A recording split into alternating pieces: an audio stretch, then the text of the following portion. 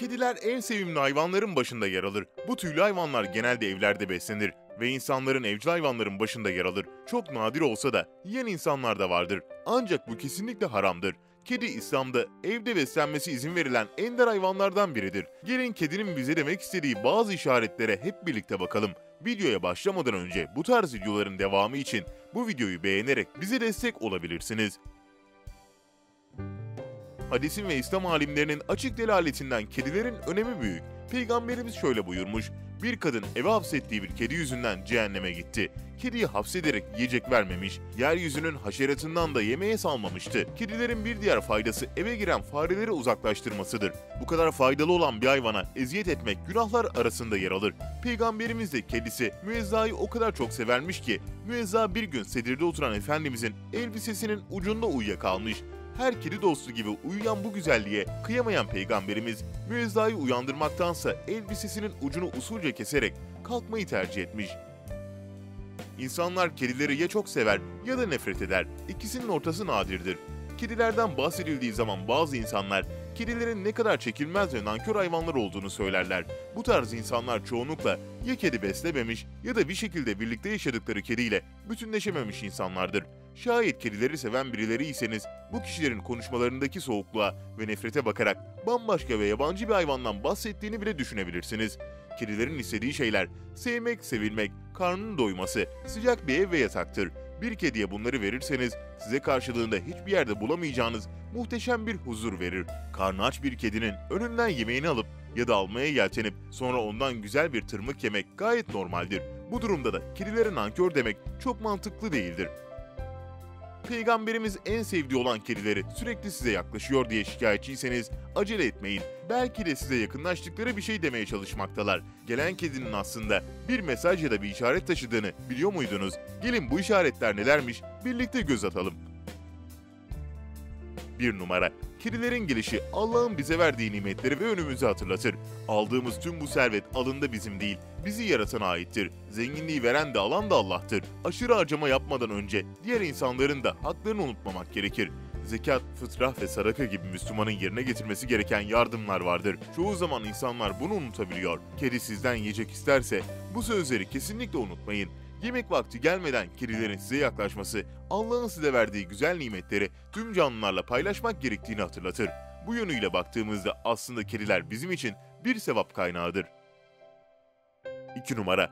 Kedilerde dahil olmak üzere paylaşmak gerçekten yapılması gereken bir eylemdir. Allah paylaşmayı seven insanları daha çok sever ve bereketli kılar. Yapacağı bir sevap 10 katıyla çarpar. Özellikle içten vermekte çok önemlidir. İnsanlara iyi davrandığınız zaman birileri genellikle başkalarından benzer bir cevap ister, karşılık bekler. Çoğu zaman bu samimiyetsizliğe de dönüşür. Ancak bir kediye karşılık beklemeden yiyecek vermek sizin samimiyetinizi gerçek anlamda gösterir. İyi bir insan olmanız için kediler size her daim imtihan olarak yaklaşacaktır. 3 numara. Allah kedi besleyenleri eğer görmezden gelirse bize verdiği servet ve nimetlerin hayır olmayacağını belirtiyor. Bir hayvanı aç bırakmak kesinlikle günahtır. Kedi sizden yiyecek talep ediyorsa mutlaka veriniz. Aksi takdirde hayatınızdaki boşluk sadece para ile değil tüm hayatı kaplar. Umarım bu işaretlerden yola çıkarak sizden sevgi bekleyen kedileri görmezden gelmezsiniz. Ebu Bekir Vasiti Hazretleri anlatır. Bir gece Peygamber Efendimiz'i rüyamda gördüm. 1 senedir o kadar çok sıkıntının tesirinde kaldığımı, çok zayıflayıp ayakta namaz kılamaz hale geldiğimi arz ettim. Evimizdeki kedi yavrulamıştı. Ben bu sıkıntı içinde düşünürken bir köpeğin kedi yavrularından birisini yakalamaya çalıştığını gördüm. Bastonumu vurunca kaçtı. Kedinin annesi gelip yavrusunu alıp gitti. Ondan sonra iyileştim. Namazlarımı ayakta kılmaya başladım. O gece rüyamda yine Peygamber Efendimiz'i gördüm. İyi olmanın sebebi bir kedinin senin için teşekkür etmesidir buyurdu. Abdurrahman bin Sağır adlı bir sahabe Ebu Hüreyre sokakta kalmış kedileri götürür, onları yedirir, severmiş. Resul-i Ekrem Hz. Muhammed'in bundan haberi yokmuş. Sahabelerden biri bir gün Hz. Muhammed'e söylemiş, pis kedileri toplayıp kulübesinde bakıyor demiş. Hz. Muhammed o anda bir şey söylememiş. Hz. Muhammed Ebu Hüreyre'yi daha sonra sokakta görmüş. Bu zat bir kedi yavrusu bulmuş. Hz. Muhammed'e sahabenin söylediğini kendisi de bildiği için Resul-i Ekrem Peygamberimiz bir şeyler söyler diye kediyi hemen hırkasının içine saklamış. Resulullah Hz. Muhammed kendisine hırkanın altında ne sakladın demiş. Hırkayı açmış küçük bir kedi yavrusu. Hz. Muhammed yavruyu sevmiş. okşamış ve o zata Ebu Hureyre utanma, övün, sen kedi babasısın demiş. O günden sonra Abdurrahman bin Sa'ra artık Peygamber Efendimizin hitap ettiği gibi Ebu Hureyre yeni kedi babası hitap edilir.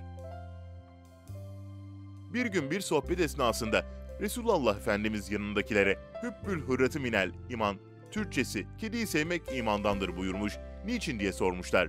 Ebu Hureyre bilir demiş, başka bir şey söylememiştir. Kendisi de bir kedi dostu olan ve Peygamberimizin hadislerini aktaran Ebu Hureyre, Hz. Muhammed'in kedilerin ticari alım satımını yasaklattığını söyler.